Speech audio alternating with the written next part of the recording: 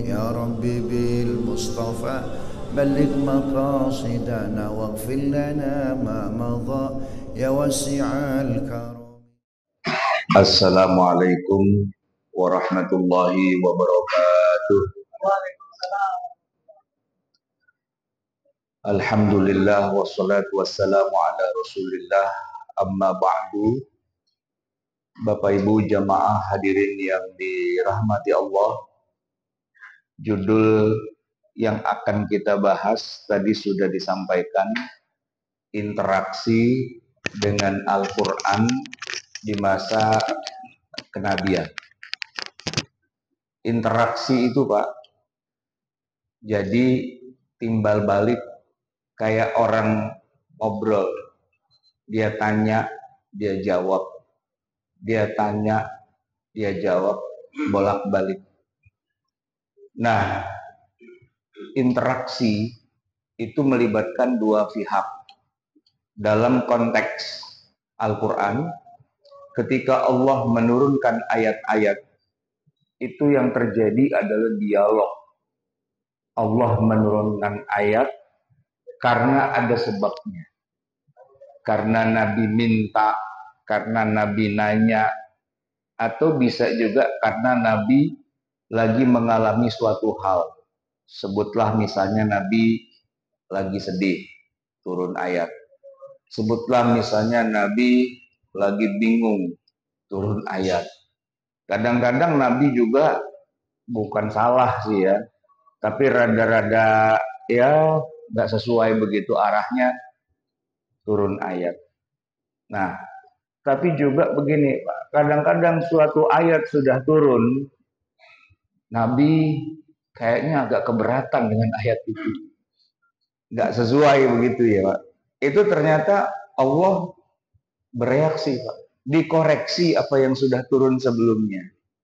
Nah ini yang membuat Al-Quran, kalau di masa Nabi itu Pak ya, tadi kitab yang sifatnya interaktif, dialogis antara Allah dengan Nabi Muhammad Shallallahu Alaihi Wasallam. Ini harus kita bandingkan Pak, biar jelas dengan kitab suci nomor 2 terbesar setelah Al-Quran, yaitu Taurat. Taurat ini jauh lebih tua umurnya dari Al-Quran, karena diperkirakan, ini perkiraan kasar saja, bisa dikritik juga, belum tentu benar. Cuma kebanyakan para sejarawan mengatakan bahwa Nabi Musa itu sekitar 1300 tahun sebelum Nabi Isa. 1300 tahun sebelum Masehi hidupnya. Nah, kalau 1300 tahun ke Nabi Isa, itu kan berarti udah 13 abad itu. Kalau dari Nabi Isa ke Nabi Muhammad, ya Nabi Muhammad lahirnya 571 Masehi. Tapi diangkat jadi Rasul, pertama kali turun wahyu kan tahun 610. Ya, 6 abad lah. Kalau dari Nabi Muhammad ke Nabi Isa 6 abad, dari Nabi Isa mundur ke Nabi Musa tuh 13. Jadi 6 tambah 13, berapa abad itu? 19 abad kan, hampir 2000 tahun gitu. Nah, semasa Nabi Muhammad Sallallahu Alaihi Wasallam itu hidup Pak, Taurat itu juga sudah berjalan, dilaksanakan oleh para nabi-nabi sebelum Nabi Muhammad, termasuk Nabi Isa alaihissalam. Jadi begini Pak, Nabi Isa itu kita tahu ya, beliau kan juga mendapatkan kitab suci Injil. Tapi beliau juga diwajibkan menjalankan Taurat. Nah, baik Taurat ataupun Injil, ya itu sama-sama kitab suci dari Allah. Cuman bedanya dengan Al-Quran, nah ini Pak, di sini poinnya. Taurat turunnya sekaligus Pak, gubrak begitu aja udah. Tidak ada dialog, tidak ada interaksi. Ya pokoknya Nabi Musa bersama dengan 70 muridnya bermunajat selama 60 malam di atas bukit Tursina. Turun tuh Taurat Pak. Ya. Turunnya sekaligus dalam bentuk teks tertulis di atas batu. Diteng-teng sama Nabi Musa turun. Apaan tuh Musa? Aurat. Baru dapat nih, masih anget. Ya kan, turun. Nah, isinya itu kan segala peraturan hukum, Pak. Ya, tentang pencuri tangannya dipotong, tentang orang yang membunuh dikisos gitu ya. Orang yang berzina dirajam, gitu-gitulah. Nah, itu Pak sifatnya tidak interaktif, tidak dialogis. Dia top down, dari atas ke bawah, begitu kata Allah, ya udah begitu. Tidak dialogis, ya. Nah, sedangkan Al-Qur'an, Pak, beda. Ini satu-satunya kitab suci yang turunnya tadi sedikit-sedikit dan dialogis. Maksudnya dialogis itu, Pak, kadang-kadang ayatnya pertama bilang A, besok Pak, sama Allah dikoreksi jadi B. Besoknya lagi, turun lagi ayat, dikoreksi jadi C. Besoknya lagi dikoreksi lagi jadi D. Bisa 4 kali turun dengan hukum yang berbeda-beda. Nah, itu Quran, Pak. Harus saya kasih contoh. Contohnya, minum khamr, Pak. Itu turun ayatnya 4 kali. 1 kali di Mekah, 3 kali di Madinah. Yang di Mekah itu, Pak, Allah bicara tentang khamr, nggak ngomongin haram. Nggak. Masih ada ayatnya kita baca dalam surat An-Nahl ayat 67. A'udzu billahi minasyaitonir rajim. Wa min thamaratin nakhili wal a'nabi tattakhiduna minhu sakaran wa rizqan hasana. Begitu ayat itu turun, Pak, orang-orang Mekah, Nabi kan masih tinggal di Mekah ya. Ya mereka minum-minum aja, Pak. Bodoh amat. Ya, sholat ya, mabok ya juga gitu. Sampai 13 tahun Nabi tinggal di Mekah, hijrah ke Madinah, sampai di Madinah pun belum ada ayat yang mengharamkan khamr. Jadi mereka pada minum. Sampai orang-orang Yahudi, nah, orang Yahudi kan bacanya Taurat ya, Pak ya. Kalau di Taurat mah khamr jelas haram. Nah, lucu, Pak. Para sahabat ya, mereka tiap hari sholat, kan sudah ada perintah sholat 5 waktu kan, sholat di Masjidin Nabawi gitu, sholat iya, mabok iya juga. Nah itu Pak, orang Islam hari ini banyak yang sholat juga, mabok juga, jangan-jangan karena itu Pak. Ya karena turunnya perintah sholat sama larangan haramnya khamr itu, duluan perintah sholat baru nanti khamr diharamkan. Sampai orang Yahudi bilang, gile aja lu, sholat juga, mabok juga, gimana urusan? Nah para sahabat rada panas juga Pak digituin. Makanya mereka datang kepada Nabi nanya, ya Rasul, ini hukumnya khamr bagaimana sih? Yas'alunaka 'anil khamri wal maisir qul fihima itsmun kabirun wa manafi'u linnas wa itsmuhuma akbaru min naf'ihima. Intinya begini, iya, di dalam khamr itu ada dosa besar. Tapi juga ada banyak manfaatnya, wa manafi'. Nah, ketika dibilang ada manfaatnya, ini antara dosa dengan manfaat lu hitung-hitung aja. Kalau banyakkan madharatnya jangan minum. Tapi kalau masih banyakkan manfaatnya, ya nggak apa-apa, minum-minum aja. Ayat yang kedua aja itu Pak, belum bilang khamr itu haram secara total. Sampai ada orang kemudian jadi imam mabok, bacaannya berantakan, turun lagi ayat yang ketiga yang mengatakan la taqrabus sholata wa antum sukara. Janganlah kamu sholat kamu dalam keadaan mabok. Tapi itu juga belum langsung diharamkan secara total. Kenapa? Karena haramnya kalau menjelang sholat doang, Pak. Misalnya nih sore-sore menjelang maghrib, biasanya pada kumpul, pada kongko, pada mabok tuh Pak. Nah sejak turun ayat itu, kalau sore udah nggak mabok lagi. Kenapa? Dikit lagi maghrib, ntar lo sholat mabok lagi kan. Nah, habis sholat maghrib mau minum kagak bisa, dikit lagi isya. Nah, cuman dari isya ke subuhnya tuh bahkan masih panjang, mabok lagi pada. Karena orang Arab itu nggak bisa dipisahkan dengan khamr. Udah 3 kali ayat Quran turun, tapi belum ada yang secara tegas khamr itu haram, itu belum ada.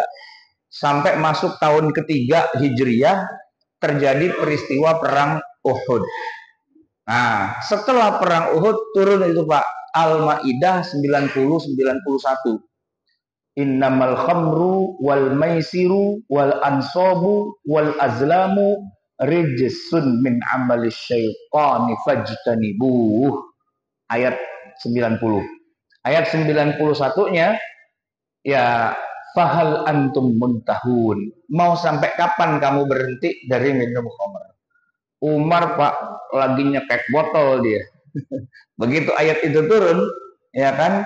Innama yuridu syaitanu an yuqi'a bainakumul adawata wal baghdha'a fil khamri wal maisir wa yasuddakum 'an sabilillahi wa 'anis salati fahal antum muntahun.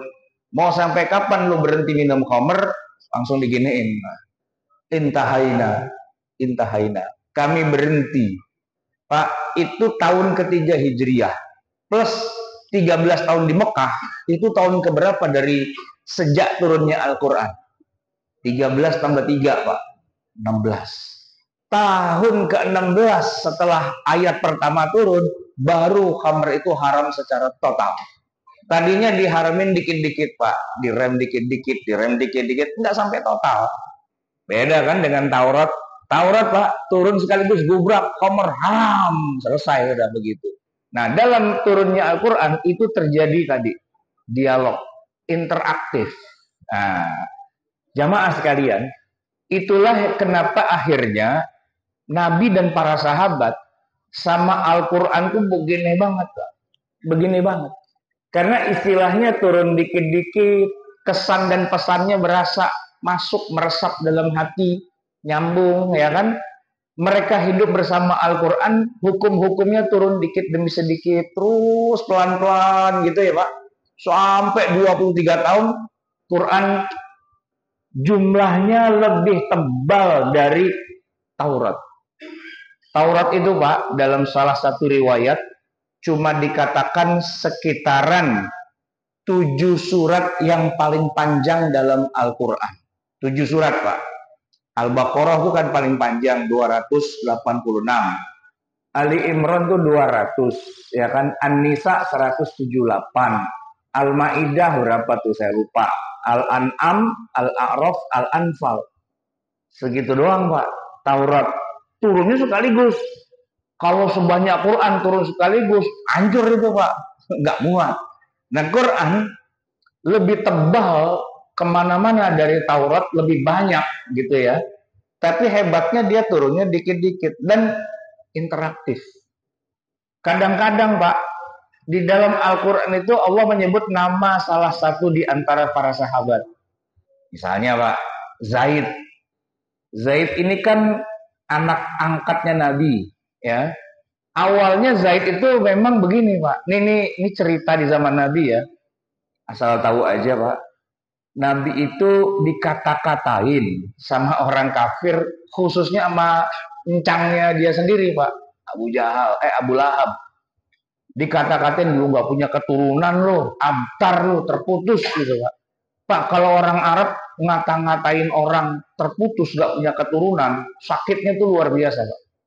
Dan memang secara kenyataan Nabi punya anak 3 laki-laki, meninggal semua Pak.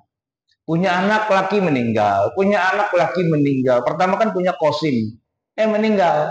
Yang kedua punya Abdullah, meninggal juga. Ketiga Nabi punya anak dari Maria Al-Qibtiyah namanya Ibrahim, meninggal juga Pak. 3 kali punya anak laki meninggal. Maka Nabi itu nggak punya anak laki, adanya anak perempuan aja gitu. Ya kalau buat orang Arab Pak, perempuan mah ini bukan apa ya, bukan menghidupkan tradisi Arab. Kalau perempuan nggak ada harganya, Pak. Nggak ada harganya. Buat orang Arab ya, dihitung dia nggak punya anak. Karena kalau perempuan kan ya kalau kata orang Jawa, suwargo nunut, neroko katut. Kagak ada loh keturunannya kalau dari perempuan. Begitu kan, Pak. Makanya perempuan-perempuan orang Arab tuh kan nggak boleh kawin sama yang lain. Kenapa? Putus keturunannya. Bapak ada perempuan cakep, tanyain. Keturunan Arab ya, iya Syarifah, kagak bisa Pak dikawin, kecuali harus orang Arab juga, karena mereka nggak mau putus keturunan gitu istilahnya. Jadi Pak, untuk solusinya karena Nabi nggak punya anak laki-laki, akhirnya Nabi ngangkat anak. Waktu itu bisa Pak ngangkat anak tuh bisa sah. Walaupun bukan anaknya ya, tadinya kan budak. Terus diangkat anak resmi Pak. Makanya namanya Zaid bin Muhammad. Nabi udah lega Pak. Alhamdulillah. Walaupun nggak punya anak langsung ya, tapi ini Zaid jadi nih. Zaid bin Muhammad. Diumumkan di depan Ka'bah bahwa Zaid ini jadi anaknya Nabi secara nasab. Sehingga nanti kalau Nabi sudah wafat, yang mewarisi hartanya Nabi Zaid. Nah, tapi kan Allah maunya nggak begitu. Nggak bisa. Anak angkat tuh ya bukan anak. Nggak boleh dalam agama Islam. Jadilah Zaid ini sebagai apa istilahnya, kelinci percobaan gitu. Ya. Skenarionya adalah Zaid nikah sama Zainab, nggak cocok, akhirnya cerai. Nah, Zainabnya itu harusnya Pak, nggak boleh nikah sama Nabi. Kan menantunya sendiri, kan haram harusnya, mahram gitu kan.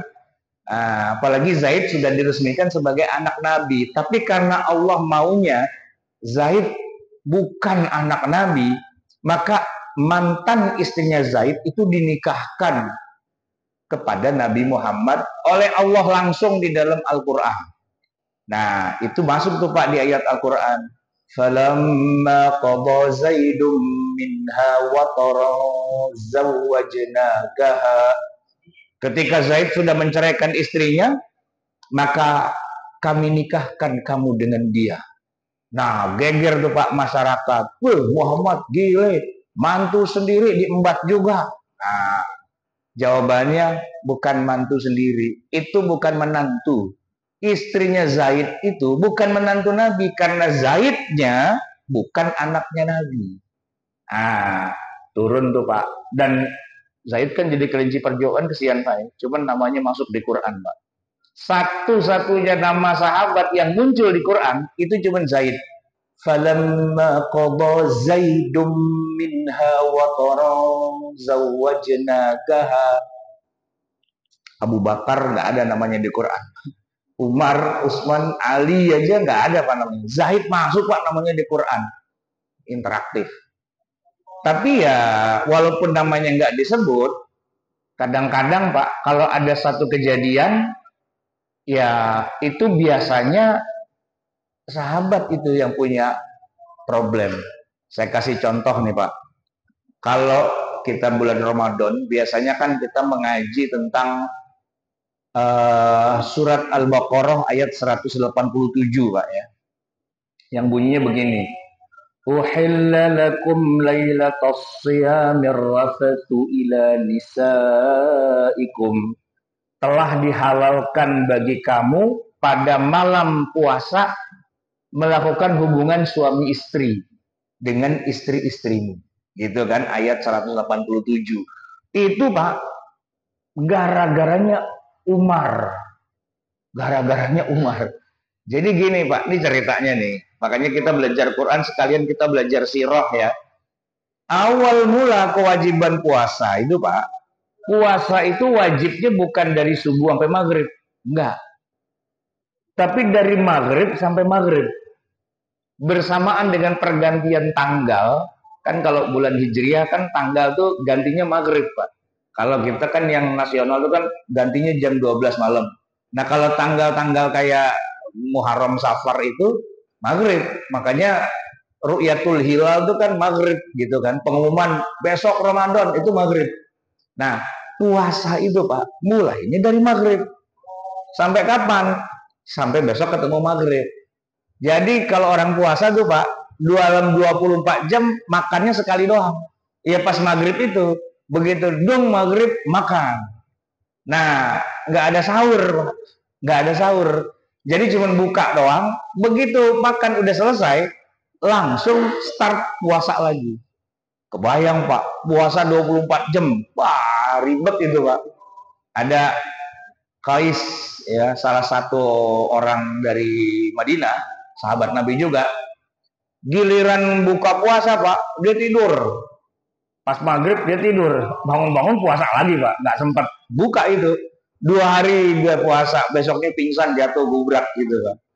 Kalau Umar, nah ini kisahnya Umar Pak. Umar itu kuat badannya memang. Puasa 24 jam kuat. Cuman yang dia nggak kuat Pak, bininya yang dia nggak kuat Pak. Iya kan? Kalau iman kuat Pak, Imron yang jadi masalah itu Pak. Ya kan? Jadi antara apa ya, nahan nafsu gitu ya, itu Pak kalah Umar itu ya. Malam bininya dihajar juga tuh Pak. Sampai akhirnya begitu udah selesai nih Pak, Umar nangis Pak. Menyesal karena melanggar ketentuan agama loh ini. Kan orang kalau siang hari bulan Ramadan hubungan suami istri kan suruh bebasin budak, atau puasa 2 bulan berturut-turut, atau kasih makan 60 fakir miskin gitu kan. Nah Umar udah kagak enak tuh hatinya Pak. Daripada ntar kenapa-napa mendingan datang kepada Nabi aja. Datang Pak sambil nangis-nangis. Kata Nabi, ada Umar, pokoknya ya Allah saya nyesel banget ya Rasul, saya tobat. Kenapa? Habis ngehajar bini saya barusan gitu, susah banget nahan ya gitu kan. Belum selesai Umar nangis Pak, Jibril turun bawa ayat itu. Nah ayat itu kata Umar gue banget gitu. Kenapa? Karena tiba-tiba ayatnya bilang begini, uhillalakum, telah dihalalkan buat kamu lailatas siyami, pada malam puasa, ar-rafathu, jima ila nisaikum, dengan istrinya. Hunna libasul lakum wa antum libasul lahun. Nah terusannya itu Pak, alimallah, Allah sudah tahu, annakum kuntum takhtanuna anfusakum, kamu tuh berkhianat pada dirimu. Umar, ya Allah, langsung turun ayat. Saya baru begituan doang, tiba-tiba turun ayat. Langsung kelepak-kelepak tuh Pak Umar. Waduh, tertuduh ana, gitu kan. Tapi yang bikin Umar bahagia apa? Kata Allah, fataba alaikum. Tapi Allah sudah terima tobatnya kamu.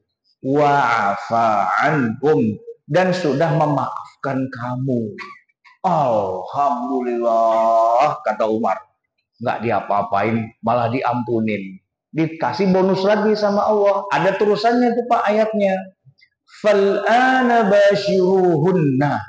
Sekarang lakukanlah hubungan suami istri itu Pak. Umar ayat belum selesai langsung pulang Pak, begitu. Mau ngabarin berita cakep banget gitu kan. Bininya di rumah udah bingung Pak. Ya Bang, kita diapain Bang gitu. Tenang kata Umar. Dia bilang barusan turun bawa ayat. Udah dimaafkan kita gitu. Terus suruh ngapain? Suruh bikin anak lagi. Ya udah yuk terusin Pak. Gitu. Itu udah ceritanya tuh interaktif banget Quran itu Pak. Makanya kalau para sahabat itu sampai hafal Quran itu bukan karena ngapalin. Nah, karena ayat Quran gue banget. Ya kan? Ada sahabat yang lain, Pak. Ini kita ngedongeng aja dikit-dikit nih. Ada sahabat, Bapak tahu ya, surat Abasa wa Tawalla. Itu kan teguran buat Nabi Muhammad gara-garanya ada orang tua ganggu acaranya Nabi gitu. Nabi tuh lagi sibuk banget, Pak. Lagi ngejar-ngejar pemimpin musyrikin Mekah biar masuk Islam, gimana caranya.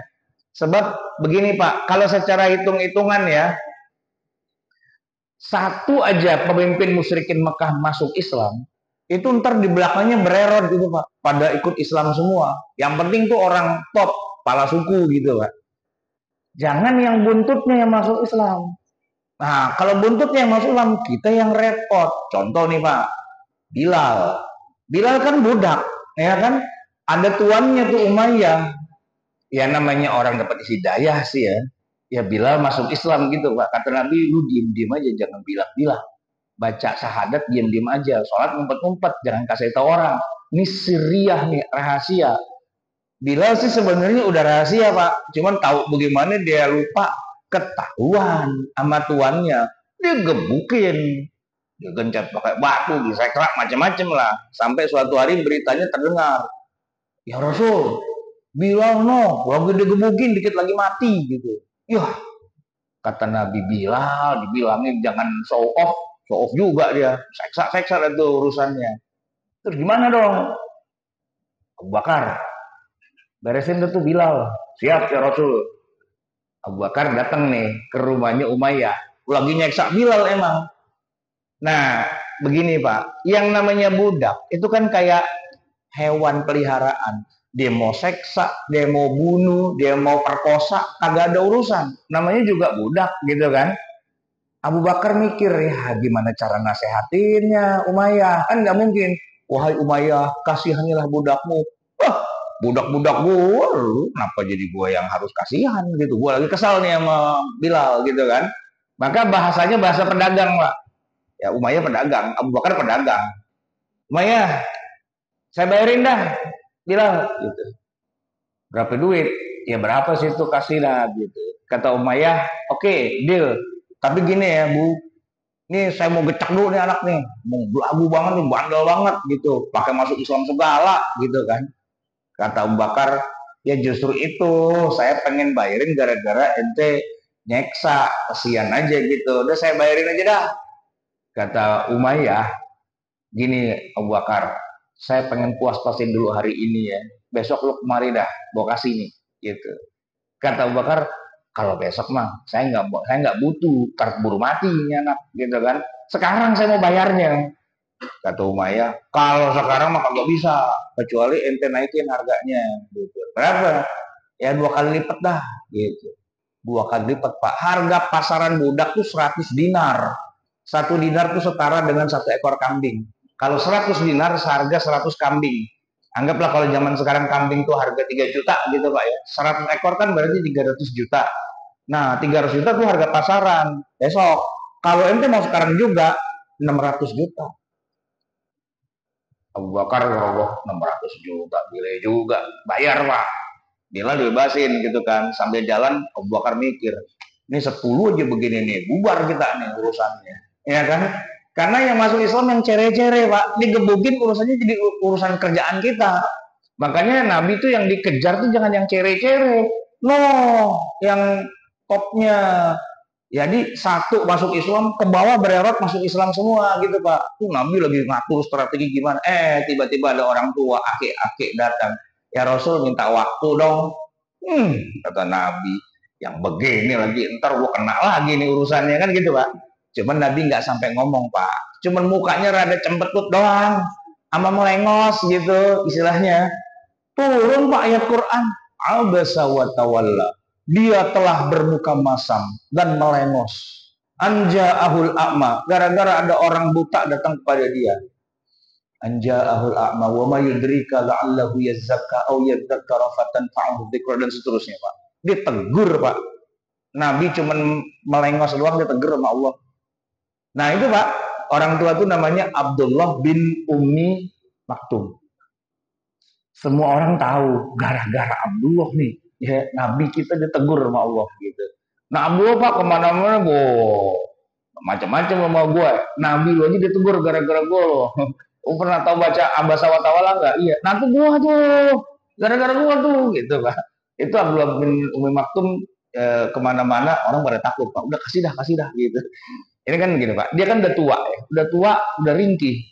Nabi udah wafat di zaman Umar lagi mau nyerbu benteng Qadisiyah. Umar ngangkat jenderalnya namanya Sa'ad bin Abi Waqqas. Dipilih prajurit terbaik yang paling top, yang paling hebat kalau ngelawan 1 orang, 2 orang, 3 orang tuh bisa gitu kan. Tiba-tiba Abdullah bin Umar udah tua Pak, buta lagi, datang kepada jenderal. Sa'ad bin Abi Waqqas bilang, saya daftar dong. Saat bin Abi Waqqas bilang, udahlah ente istirahat aja di rumah ya, kita semua udah tahu gara-gara ente lah Nabi ditegur kan. Nah gitu, justru itu lu mau ditegur lagi apa enggak? Gitu. Ya nggak mungkin lah ya, tapi kan biarin dah katanya, udah terserah dia mau ngapain gitu. Karena gini Pak, bukan apa-apa Abdullah, Anda kan nggak bisa ngeliat gitu kan. Nah kalau Anda perang susah gitu loh. Ya kasih saya jabatan apa kayak, yang penting saya ikut gitu kan. Selim bil liwa, kasih saya bendera aja. Jadi dengan bendera kan nggak usah pakai ngeliat Pak, yang penting bendera dikibar-kibarin aja gitu kan. Wafatnya di situ Pak, dia syahidnya di situ tuh. Pak Abdullah bin Ummi Maktum. Gara-gara dia Pak, Nabi ditegur. Siapa yang berani ngalangin Abdullah bin Maktum? Jenderal Sa'ad bin Abi Waqqas aja, udah kasih dah dia mau apa, Anda ikutin aja maunya dia. Ntar kena tegur lagi kita sama Allah, begitu kan? Begitu jamaah sekalian. Jadi para sahabat itu kalau mereka interaktif banget dengan Al-Quran, karena kisah hidup mereka itu Pak masuk ke dalam lembar-lembar Al-Quran. Sesuatu yang nggak ada dalam agama Yahudi, Nasrani, dan semua agama yang lain. Karena semua kitab suci itu turunnya top down. Gak peduli orang itu susah, orang itu senang, gak peduli. Tapi kalau Quran, peduli banget, Pak. Nah, ini yang terakhir nih, Pak. Waktu kita masih banyak sih ya. Begini, Nabi kita itu waktu pertama kali perang Badar tuh, Pak. Beliau itu sebenarnya agak setengah hati menghadapi kaum musyrikin. Kenapa? Gara-garanya, Pak. Sebenarnya perang Badar itu perang saudara. Perang saudara. Para sahabat ini yang ikut perang Badar, ketika melihat di sono, ya, babe gue no, pegang golok, ya kan? Anak lawan bapaknya, Pak. Suami ngelawan istrinya, ya, kakak ngelawan adiknya, ponakan ngelawan pamannya. Kalau Nabi, Pak, yang kagak tega, ya, Abul As, ngapain lo di situ? Abul As, Pak, mantunya Nabi. Nabi punya anak kan perempuan tuh ya, yang paling tua tuh, yang paling gede anaknya Nabi, namanya Zainab. Kawin sama Abul As. Tapi kawinnya dulu, Pak, sebelum beliau jadi Nabi, sebelum Nabi berusia 40, Nabi udah punya anak dan udah mantu gitu. Mantunya sama Abul As. Nah, begitu Nabi diangkat jadi Rasul di usia 40, ya kan Nabi dakwah, ngajak tuh keluarganya masuk Islam. Anaknya sih masuk Islam, Pak, Zainab. Mantunya kagak mau masuk Islam. Abul As gitu kan. Nah, begitu Nabi hijrah ke Madinah, Nabi hijrah. Istrinya atau anaknya Nabi Zainab itu nggak ikut hijrah, Pak. Dia muslimah, tapi kan suaminya kafir gitu.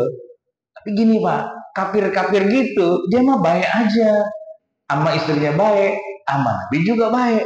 Kagak musuhan, cuman kafir doang gitu, dalam arti nggak bermusuhan gitu. Nah, cuman waktu perang Badar kenapa kok dia nolol gitu? Rupanya diwajibin sama orang Mekah. Abul As, ikut lo. Ya, nggak ada, mertua saya itu gitu kan. Ya justru kalau mertua, ini kita semua ngadepin keluarga kita semua yang pada bandel-bandel, pada pakai masuk Islam segala. Nah, lu kan mantunya Nabi, ayo ikut. Suruh ikut, Pak, dipaksa. Ikutlah Abul As. Nah, begitu ada pada depan, ya, Abul As lagi. Nih, Pak, seandainya Nabi bacok, kan berarti dia mati, Pak. Berarti kan anaknya jadi janda, gitu kan? Serba salah itu, Pak. Nah, makanya di sini unik, Pak. Sebelum perang Badar, Nabi tuh minta tolong sama Allah, ya Allah, bantulah, bantulah, bantulah. Jawabannya, Pak, Allah kasih bantuan 1000 malaikat turun. Perang berlangsung, Allah bilang, tambahin jadi 3000. Di tengah perang, tambahin jadi 5000. Di situ, Pak, Nabi langsung shock. Ya Allah, 5000. Padahal pasukan Badar yang kafir itu, Pak, cuma 1000. 1000 orang biasa ngelawan 5000 malaikat. Ya mati semua lah. Nah, karena Nabi pegang komando, Nabi improvisasi, Pak. Berhenti, berhenti, berhenti, jangan diterusin. Gitu. Para sahabat bingung. Kenapa ya Rasul? Berhenti, jangan diterusin.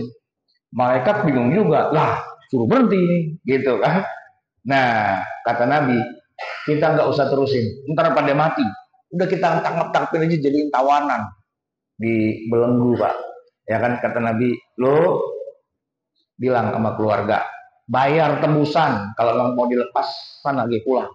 Itu, Pak, belum pernah ada sejarah para nabi dan rasul kalau perang musuhnya ditangkap dan disuruh pulang, nggak ada, Pak. Nggak ada.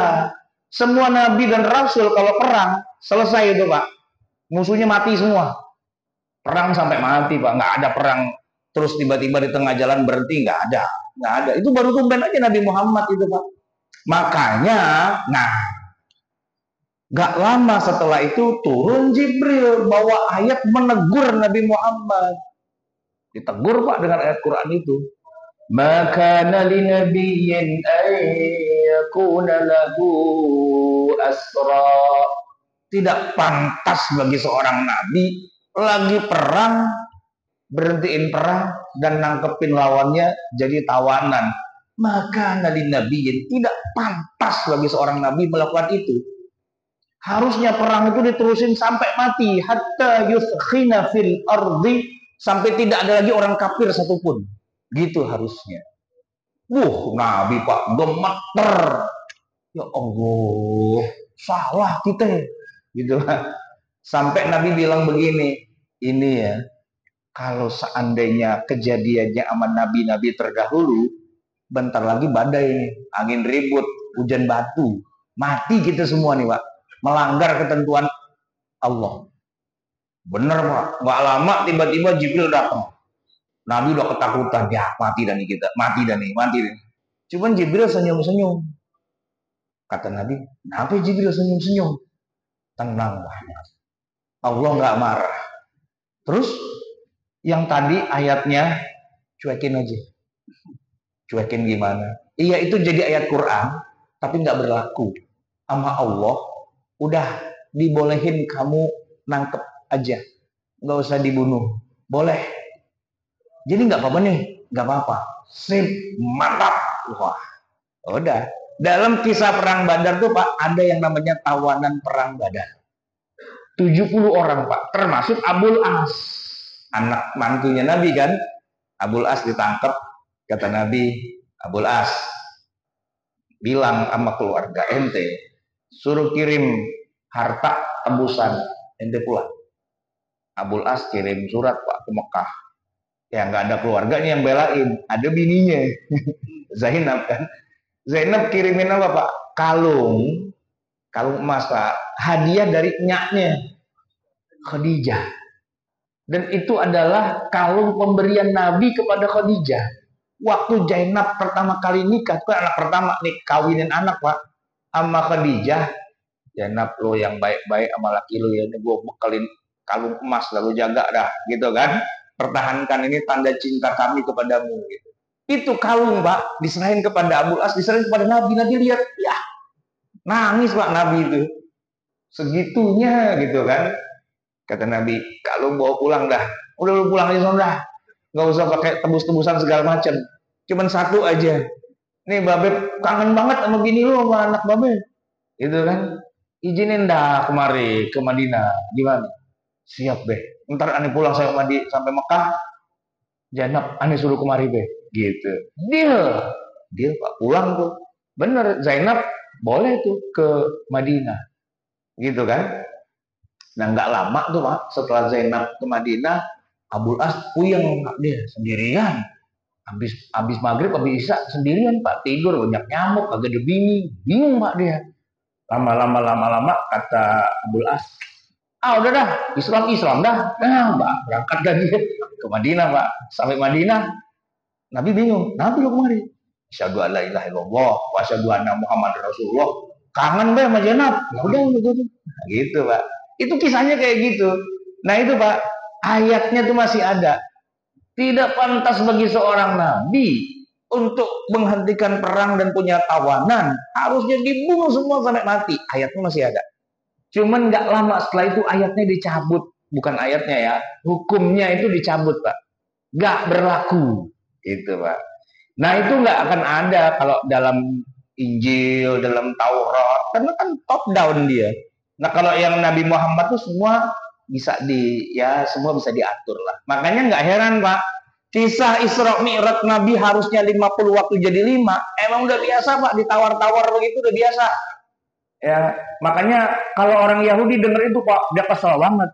Wah enak banget tuh apa-apa ditawar gitu kan. Karena kalau Yahudi nggak kenal tawar-menawar itu Pak. Sekali Allah bilang A, ya udah A seterusnya. Kata Nabi Muhammad, itu lu, kita mau beda, gitu kan. Kita semua bisa ditawar, gitu. Tapi gini, itu selama durasi turunnya Quran. Begitu Quran udah selesai, Nabi sudah wafat, selesai, udah. Nggak ada tawar-menawar, dikunci di pas Nabi wafat, gitu. Nah makanya kalau kita baca Quran, hati-hati Pak, jangan sampai kita baca ayat yang sebenarnya udah nggak berlaku. Kenapa? Karena tuh ayat bagian dari proses. Baca surat An-Nahl ayat 67.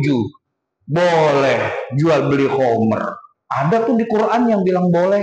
Woi, itu ayat kagak berlaku. Udah dinasakh dengan ayat berikutnya.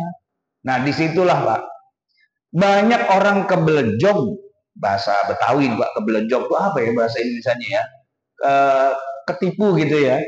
Ketika baca ayat Quran dikira semua ayat Quran itu berlaku. Enggak Pak. Belum tentu. Kita harus lihat dulu latar belakang dan sebagainya. Dan kemudian kita harus tahu apakah ada ayat lain yang menganulir ayat itu. Kayak ayat wasiat Pak. Kan gini nih, ini ngomongin waris nih, pindah sedikit ya, waris. Orang tua kita sebelum meninggal berwasiat. Taruh dapat segini, lu segini, lu segini, lu segini. Tuh dia tulis tuh Pak wasiat. Nah, begitu meninggal, wasiatnya kan kita buka tuh Pak. Ternyata isinya Pak bertentangan dengan hukum waris. Ternyata orang tua kita nyamain antara anak laki dan anak perempuan. Boleh nggak Pak? Kan nggak boleh. Dia keluarin ayat Pak. Ya kan? Kutiba alaikum idza hadara ahadakumul mautu in taraka khairanil wasiyah. Diwajibkan atas kamu apabila kamu sudah merasa dekat dengan kematian untuk bikin wasiat. Itu ada ayatnya 180 Al-Baqarah. Ada Pak ayatnya tentang bikin wasiat. Tapi, nah ada tapinya. Ayat itu mansukh Pak.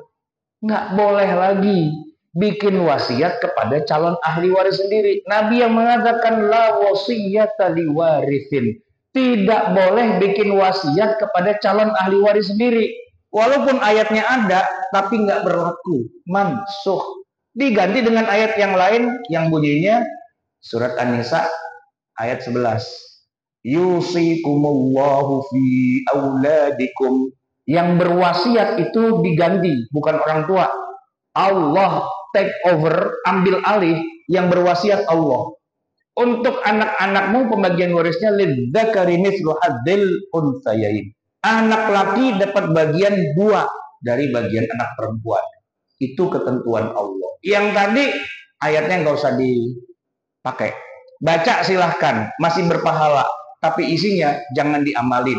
Kenapa? Karena Allah sudah ganti dengan ayat yang lain. Itu Pak, dalam ilmu usul fikih namanya ayat-ayat yang mansukh. Ayat yang dihapus. Dihapus isinya, tapi teksnya masih ada. Sebagian ulama mengatakan jumlah ayat yang mansukh itu sampai 250 ayat di dalam Al-Quran. Udah turun tapi dihapus. Dalam arti kagak berlaku lagi. Nah, oleh karena itu jamaah sekalian, kalau kita mau tahu hukum-hukum Al-Quran, kita mesti balik ke zaman Nabi. Lihat kejadiannya kayak gimana dan bagaimana peristiwanya, urut-urutannya sampai terakhir kesimpulan akhirnya begini. Jangan sampai kita jualan narkoba dengan dasar surat An-Nahl ayat 67. Itu ayatnya jelas tuh Pak. Dan dari buah anggur dan buah kurma, kamu bisa mengolahnya menjadi minuman yang memabukkan, kan kamu bisa dapat keuntungan yang besar. Ayatnya begitu Pak. Cuma nggak boleh dipakai itu ayat. Nah, oleh karena itu perlu belajar ilmu Al-Quran, belajar tafsir dengan merujuk kepada apa yang terjadi di masa Nabi, karena Allah ngomongnya kepada Nabi Muhammad.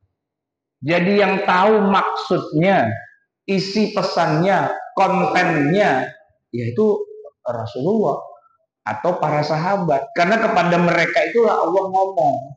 Nah kita Pak, 14 abad kemudian, baca Quran terjemahannya. Ngarang sendiri Pak. Begini, enggak benar itu Pak. Jadi jangan baca terjemahannya saja, tapi kembali ke bagaimana asbabun nuzul, sebab-sebab turunnya ayat, dan kemudian apa yang terjadi di masa itu, itulah yang kemudian kita jadikan sebagai rujukan. Baik jamaah sekalian, kita punya masih ada waktu beberapa menit. Saya akan berikan kesempatan kalau ada yang ingin bertanya, silakan. Baik, silakan. Ada pertanyaan?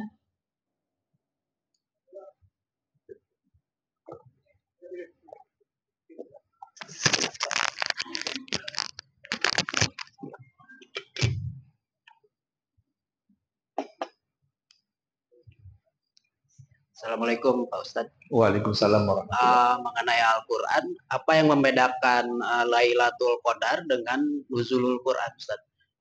Nah, ketika Lailatul Qadar itu turunnya itu maksudnya sudah beres satu Quran atau enggak? Ya, makasih Ustadz. Ini pertanyaan bagus nih Pak. Gini Pak, Al-Quran itu dibilang turun sedikit demi sedikit, itu memang adalah periode kedua. Kalau periode pertama memang turun sekaligus. Tapi, nah begini Pak. Kalau turun sekaligus, itu tidak ke dunia.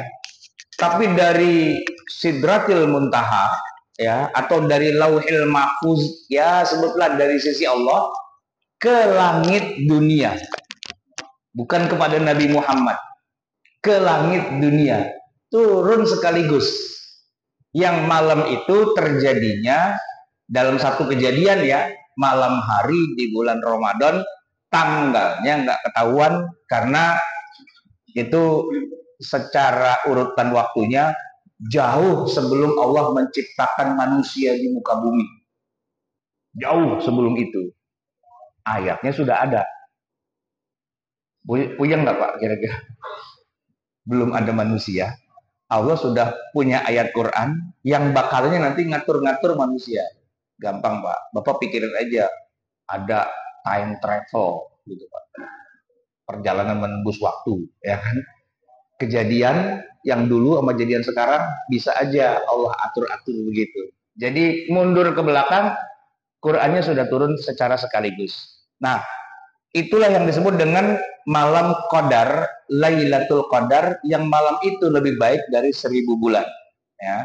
Ada 3 ayat dalam Al-Quran yang menyebutkan itu. Inna anzalnahu fi Lailatul Qadar. Inna anzalnahu fi Lailatin Mubarakah.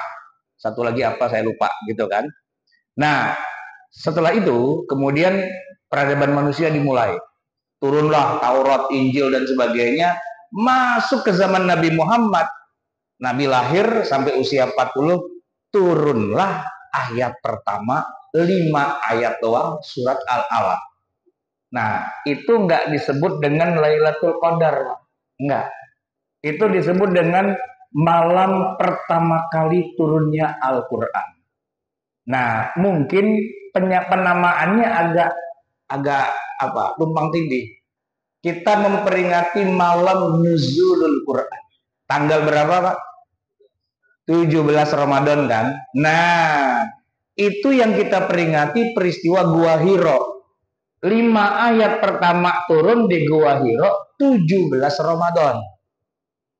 Dan itu bukan Lailatul Qadar. Lain lagi itu kejadiannya.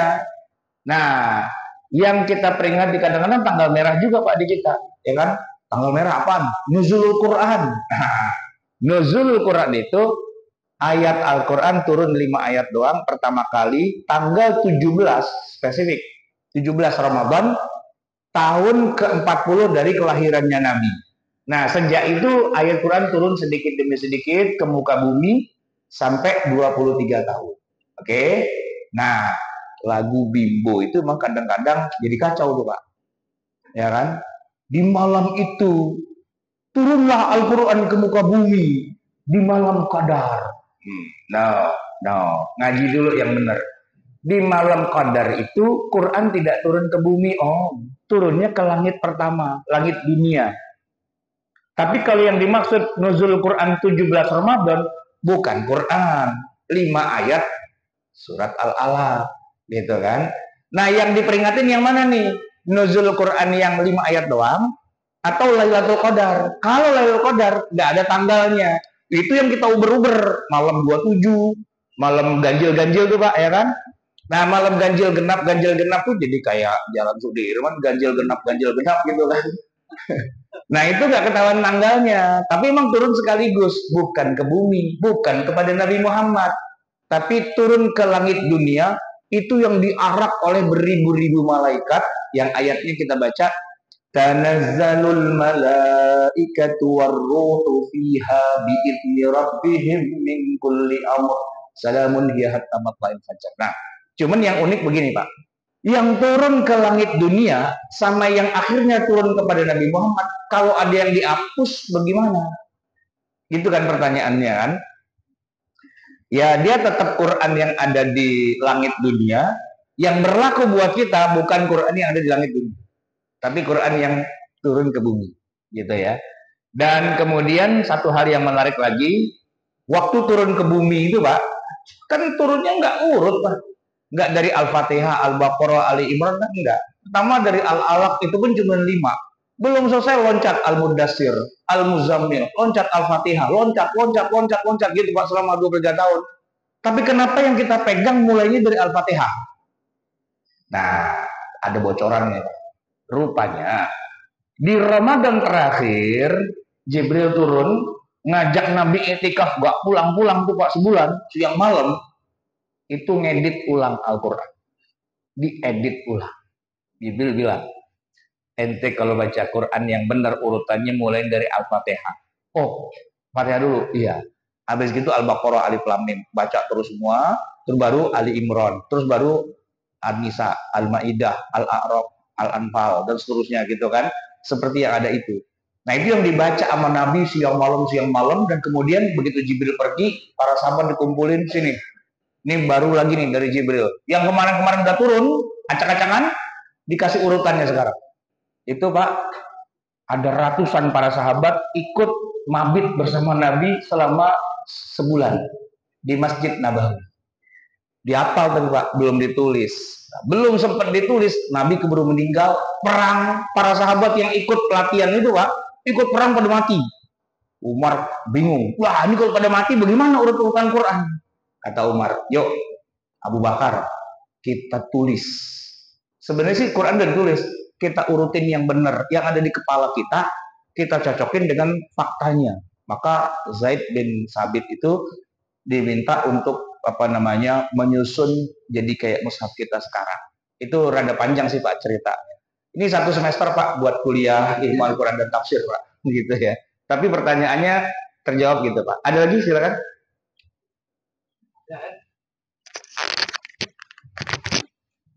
Assalamualaikum Kiai. Ya, waalaikumsalam. Mungkin pendek aja, nggak usah 1 semester. Tapi terkait Al-Quran, Syiah itu kan emang kadang-kadang out of the box ya, suka nyentrik gitu. Kok bisa-bisanya sih mereka bisa berkata kalau Al-Quran itu belum lengkap? Mungkin bisa ada informasi pendek aja mungkin. Al-Quran belum lengkap. Iya, beberapa sektenya mengatakan seperti itu. Iya. Sektenya ya Pak ya. Terima kasih. Jadi gini Pak, saya kunci di kata sektenya. Jadi gini Pak, kalau masalah sekte, yang pimpinan pusat Syiahnya saja nggak bisa megang tuh Pak. Berantakan gitu, ya kan. Tapi yang kita pegang yang pongkolnya. Kalau yang pongkolnya Syiah yang resmi di Iran Pak ya. Nah, kalau yang di Iran mereka tuh Syiah resmi gitu. Jadi Syiah menjadi agama negara kan gitu ya. Quran Pak sama kita Quran gitu.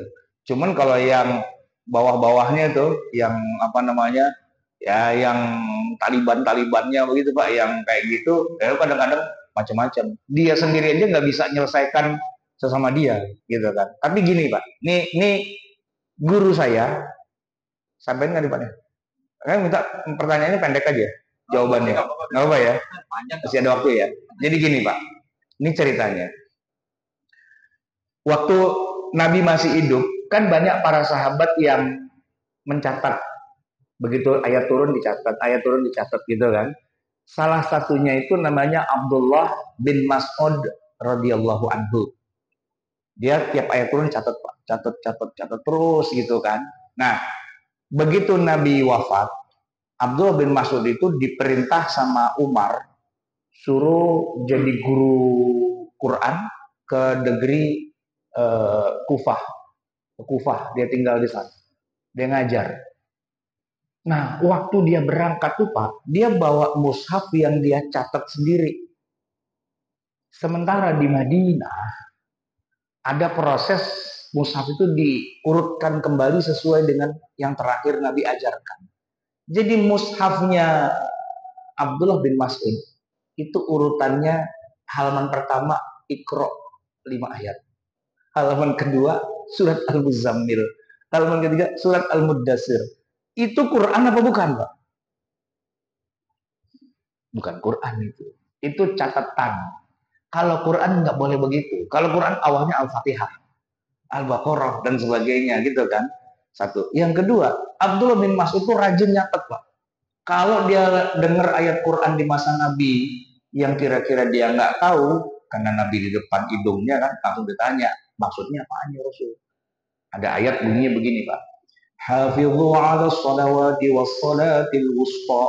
Jagalah oleh kamu, pelihara oleh kamu salat-salat fardu yang 5 waktu, was sholatil wusta, dan salat yang pertengahan, salat wusta.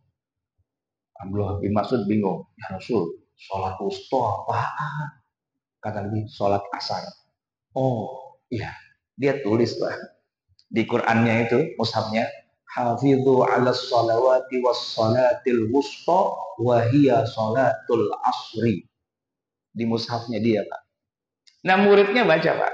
Hafidhu 'ala sholawati was sholatil wusta wa hiya sholatul asr. Masuk ke dalam bacaan Quran. Kan nggak boleh itu, Pak. Itu kan penjelasan dari Nabi, bukan Quran. Ditulis sama Abdullah bin Mas'ud sebagai catatan. Kalau dia nggak tahu itu bukan Quran. Nah, muridnya yang nyalin dari Abdullah bin Mas'ud, ya kan dia nggak tahu. Nah, itulah kenapa Khalifah Utsman bin Affan mengatakan, sahabat-sahabat semua yang pada punya catatan pribadi, tolong kumpulin ya. Kumpulin, bakar. Yang berlaku yang sudah kita istilahnya udah kita verifikasi. Jadi silahkan. Nah, Abdullah bin Mas'ud, Pak, orangnya udah tua dan senior banget. Waktu zaman Nabi dia tuh umurnya deket-deket gitu sama Nabi, ya kan? Nah, Utsman tua juga sih ya. Cuman kan jauh tuh, dia di Kufah. Utsman panggil anak buahnya, Ubay bin Ka'ab, masih muda, baru 18 tahun umurnya. Baik, lu kesono gih. Bilangin sama Abdullah bin Mas'ud, bawa kemari mushafnya, mau kita bakar. Yang nyuruh Khalifah. Ubay berangkat, Pak, ke sana.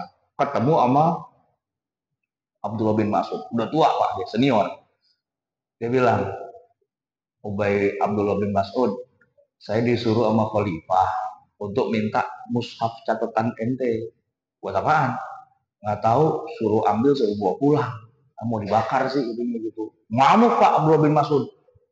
Ya, bapak lu masih kafir, gua udah baca Quran, apa-apaan lu minta-minta mushaf ini, gitu, Pak. Tapi kata Ubay bin Ka'ab, ya nggak apa-apa sih, saya cuma disuruh doang. Kalau ente bilang kagak, ya saya pulang, saya laporin, kagak boleh gitu. Ya udah sini, ini ambil, bawa pulang, sono gitu. Kesel dia, Pak, gitu kan. Jadi, Pak, para sahabat tuh punya catatan yang ya itu benar sih, di zaman itu benar, cuman belum diverifikasi gitu kan.